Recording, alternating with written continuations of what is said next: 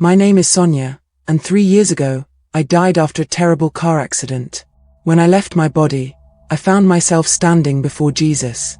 He told me I would return, but first, he had warnings every man needed to hear. He showed me 6 types of women who can destroy a man's peace, purpose, calling, or relationship with God. Some may look loving, some may even appear deeply spiritual, and that is what makes the warning so serious. Jesus also revealed to me what happened to men who ignored these patterns, and he connected every warning to scripture and the story of Solomon. I wrote everything down when I returned, and what he showed me about the 5th and 6th women is something every man needs to hear before it is too late. Let me start at the beginning. It was a Tuesday afternoon. Nothing special about the day. I was driving home from a prayer meeting at my church, which still feels like one of the most ironic things about the whole story. I had just spent 2 hours worshipping God, and 20 minutes later I was on the side of a highway with my car flipped and my body not responding. A truck ran a red light. That is the short version. The longer version is that I do not remember the impact.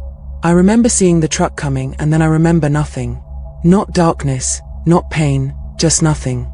And then, suddenly, I was somewhere else entirely. I was not in my body anymore. That much I knew immediately. I did not float above the crash scene like some people describe. I did not go through a tunnel of light. It was more like 1 second I was in my car and the next second I was standing somewhere that felt more real than anything I have ever experienced in my physical life. That is the only way I can explain it. Everything here on earth feels a little like a shadow compared to where I was. And he was there. I knew who he was before he even said anything. You just know. It is not something your brain figures out. Your whole being just recognizes it. And that is exactly what happened to me. I just knew I was standing in front of Jesus. He looked at me and said, "There are things I want to show you. Things men need to hear. And you're going to carry this back with you." So here is what he showed me. The first thing he showed me was a scene. Like watching something play out right in front of me, completely real. I saw a young man walking down a street at night, and a woman came out to meet him. Jesus stood beside me watching the same scene, and he said, "Watch carefully. Watch what she is doing and why." The woman in the scene was dressed in a way that made her intentions clear. She was not out there by accident. She was hunting, and this young man was the target. Jesus described her in one word first. He said, promiscuous. And then he explained what that really means, because it is deeper than most people think. He said, a promiscuous woman is not just a woman who has been with many men. That is the surface. The real issue is that she has no moral standard at all. No internal boundary. No line she has drawn and decided she will not cross. She is governed entirely by impulse and appetite, and those things have no conscience. I watched the scene continue. And then something surprised me. The woman in the scene started talking to this young man, and she mentioned that she was married. She did not hide it. She actually told him her husband was away on a long trip. And the way she said it, she even called him a good man. I turned to Jesus and I said, "She knows her husband is a good man. And she is still out here." He nodded slowly. He said, "That is exactly the point I want men to understand. Her problem is not that she ended up with the wrong partner. Her problem is not that her husband mistreated her or neglected her or failed her. She herself admitted he was good. Her problem is internal. It is a condition of the heart. And no amount of goodness from a man can fix a condition that lives inside a woman who has chosen not to have standards." That hit me hard. He continued. He said, "Tell men this. If you are with a woman like this, and you give her everything, your love, your attention, your provision, your loyalty, she will still not be satisfied. Not because you are lacking, but because her drive does not come from genuine need. It comes from appetite. And appetite without a moral anchor is never full." He quoted Proverbs 7 to me, almost word for word. He reminded me of the passage that talks about how this kind of woman has cast down many wounded men, and that many strong men have been destroyed by her. Men with purpose. Men with assignments. Men with potential. Gone, because they did not take the warning seriously enough. And then he said something that stayed with me. He said, "The instruction for this type of woman is not to reason with her. It is not to try to fix her or redeem her with your love. The instruction is to leave immediately. Flee." Every second a man spends trying to reform a woman who has not chosen to have standards is a second of his destiny that he is trading away. Then suddenly we moved on, and the scene in front of me shifted. This time I saw a different situation. I saw a man sitting across from a woman, and she was talking to him. And even watching from where I was, I could see it happening. His defenses were coming down. Not because she touched him. Not because of anything physical. Just because of her words. Jesus said, "This is the second type. The flattering woman." He explained it like this. He said, there is a difference between a woman who is warm and genuine and a woman who has learned to use speech as a weapon.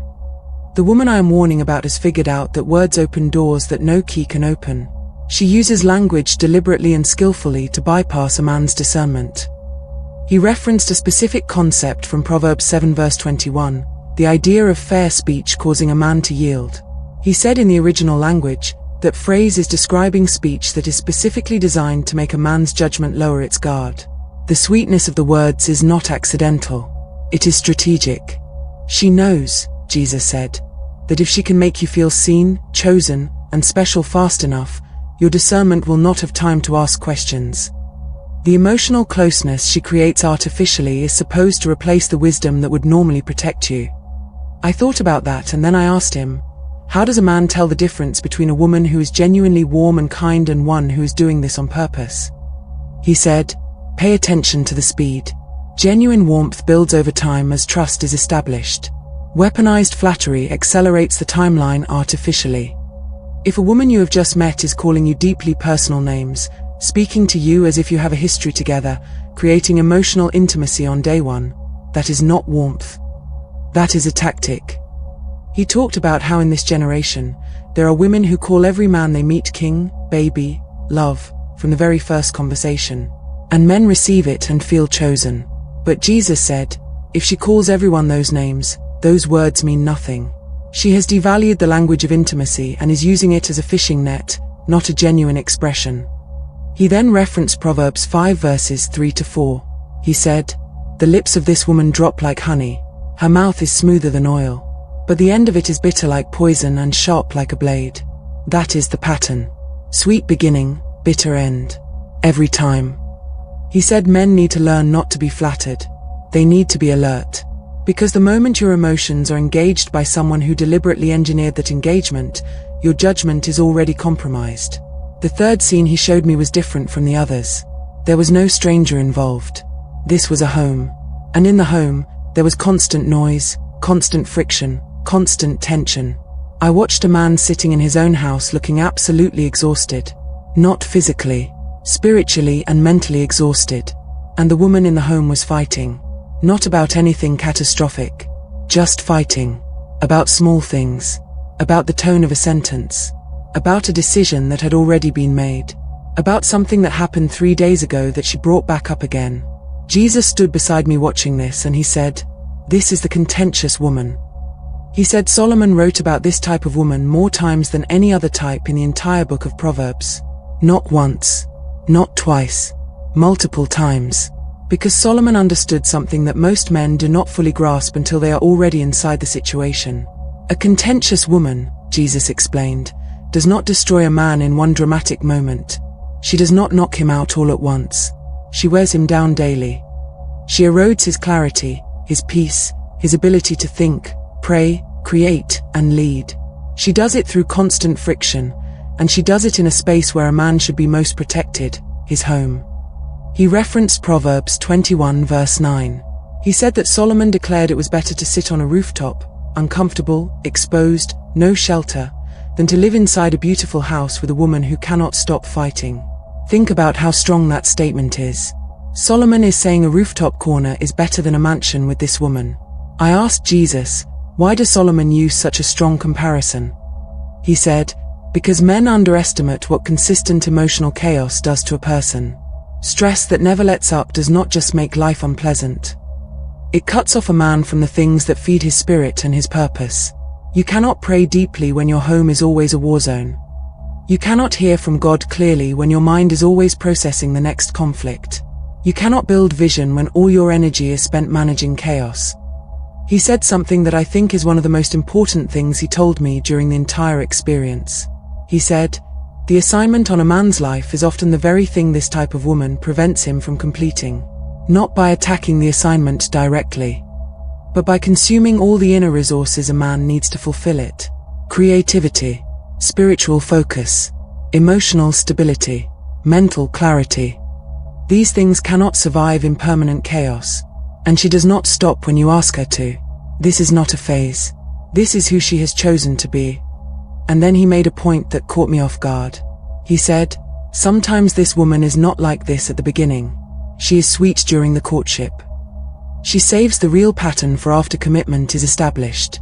And by the time the man sees the full picture, he feels trapped. So men must pay attention early. What does she do when she is frustrated? How does she handle conflict with others in her life, her family, her friends, her co-workers? Those are previews. Do not ignore them." Proverbs 14 verse 1 says that every wise woman builds her house, but the foolish one tears it down with her own hands. Jesus pointed to that verse and said, "The contentious woman is her own demolition crew. She tears down daily what she should be building." The next thing Jesus showed me was harder to describe because it was less about visible behavior and more about something internal. He said, "The fourth type is the foolish woman." And then he was careful to explain what that means, because he said people hear the word foolish and they think it just means someone who makes bad decisions sometimes. That is not what he was talking about. He walked me through what Solomon wrote in Proverbs 9 verses 13 to 15. The foolish woman is described as clamorous, meaning loud, chaotic, always needing to be the center of attention. She is described as simple, not simple in the sense of being humble or unpretentious, but simple in the sense of being shallow, lacking depth, lacking the kind of wisdom that comes from actually fearing God and learning from life. And finally, she is described as someone who knoweth nothing, meaning she has no real understanding of where she is going, what she is doing, or why. Jesus said, "The most spiritually dangerous thing about this type of woman is that she does not know she is foolish." Foolishness, at its core, is the condition of not being able to accurately assess your own condition. She is always right in her own eyes even when she is clearly wrong. She will make a decision that costs her greatly, and even in the aftermath, she will find a way to justify it rather than learn from it. He referenced Proverbs 12 verse 15. "The way of a fool is right in his own eyes." He said, "This is not a woman who is simply unaware. This is a woman whose pride and ego prevent her from being correctable. And a woman who cannot be corrected cannot grow. And a woman who cannot grow will eventually drag down everything and everyone she is connected to." I said to him, "But Jesus, is it not possible for someone to change? To become wiser over time?" He said, "Yes, but only if they are willing to acknowledge what they do not know. Wisdom begins with humility. And this type of woman, by definition, has not arrived at that humility. You can love someone completely and genuinely and still recognize that where they are right now is not a safe place for your calling to be standing next to." He used Proverbs 14 verse 1 again. He said, "She is tearing down her own house with her hands. And she does not know she is doing it. That is not cruelty on her part. That is the tragedy of foolishness. But a man who knows this and chooses to plant himself in her demolition zone anyway has also chosen the consequences." By this point in my experience with Jesus, I had noticed something. Each woman he described was more serious than the one before, like he was building toward something. And when he got to the fifth type, I understood why. He stopped walking. He turned and looked directly at me. And he said, "This next one is the most spiritually dangerous type of all. This is not about behavior alone. This is about a spiritual transaction that most men do not realize is happening until it is already done." He called her the strange woman. He walked me through Proverbs 2 verses 16 to 19.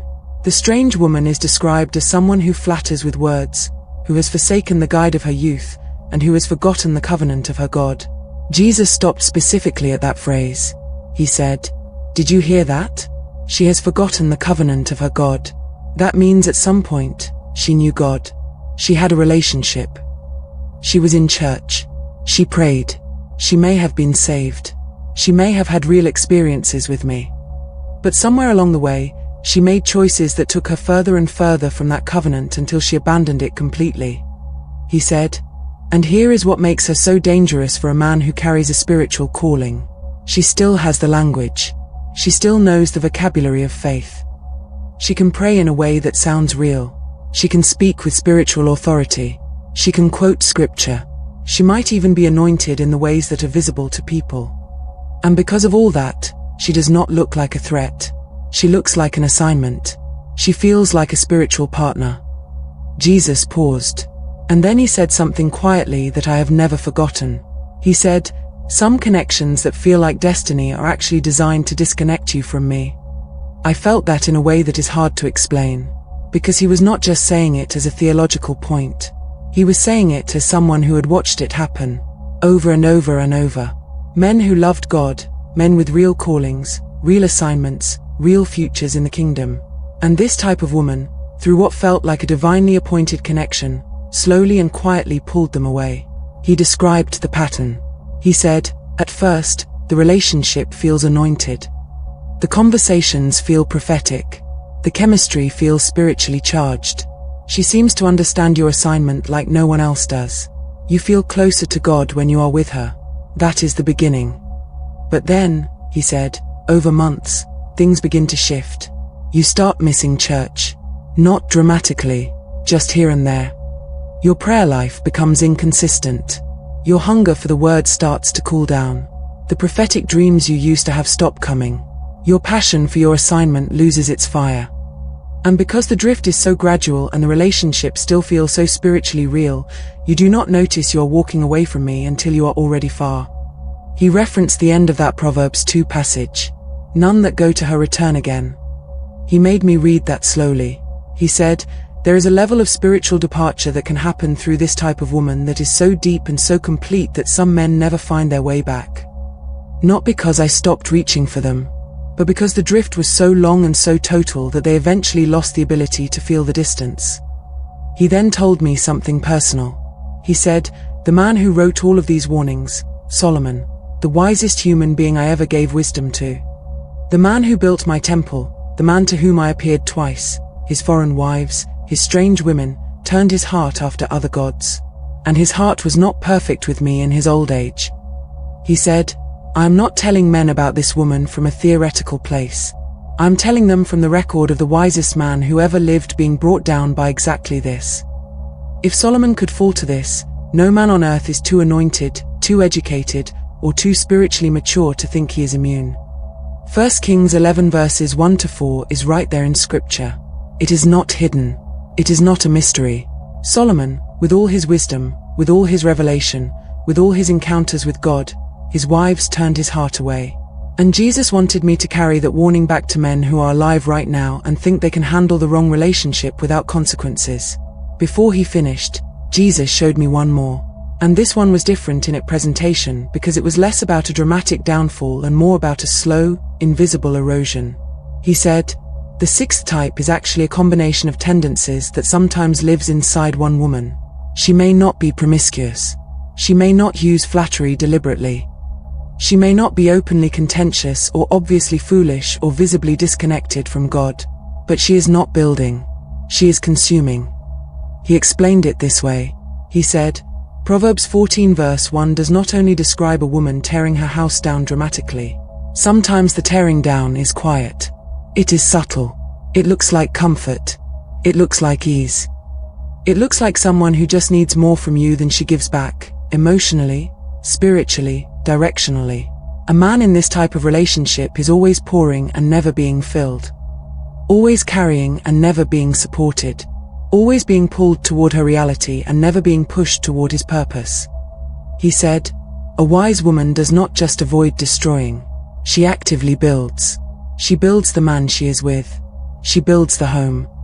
She builds the children. She builds toward God." And when that active building is absent, when a woman's presence in a man's life is net negative over time, that is a warning sign regardless of how much she loves him or how much he loves her. He referenced Proverbs 31 and reminded me that Solomon, the same man who wrote all those warnings, also wrote the description of the virtuous woman. He said, "I want men to know I am not telling them to distrust all women or to live in fear. I am telling them to be discerning, to pay attention, to look at a woman's patterns over time, not just her words in a good moment." The virtuous woman is described as someone whose husband can trust her completely. Someone who does him good and not harm all the days of her life. Someone who works with her hands, who opens her mouth with wisdom, who strengthens the people around her. He said, That is what a man should be praying for and waiting for. Not perfection. Not someone without flaws or struggles. But someone who is moving in the right direction. Someone who is building, not dismantling. Before I came back, I asked Jesus one question. I said, "Why me? Why show a woman these warnings for men?" He said something I did not expect. He said, "Because women who understand these things can help. A woman who has heard this can raise sons who are aware. She can speak truth to brothers, to fathers, to husbands. She can recognize these patterns in herself and choose differently. And she can stop a man she loves from walking into something he cannot see clearly from inside of it." He also said, "And because men need to hear this from a different angle. Sometimes the same truth in a different voice gets through the defenses that familiar voices cannot penetrate." And then he said to me, "Go back. You are not finished."